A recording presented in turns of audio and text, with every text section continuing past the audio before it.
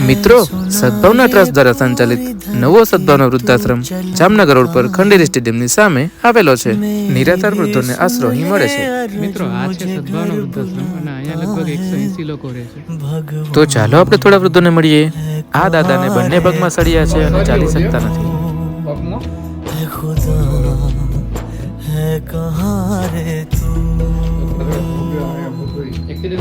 है सुना तू भटके मन को राह दिखाता है, मैं भी खोया मुझे घर बुलाता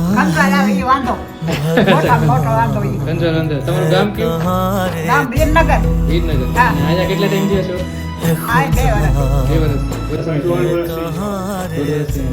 બધી સુવિધા તમને. મિત્રો, આ વિડીયોને લાઈક ના કરો તો કાંઈ નહીં, પણ શેર એટલો કરજો કે કોઈ જરૂરિયાત વૃદ્ધને એનો આશરો મળી જાય.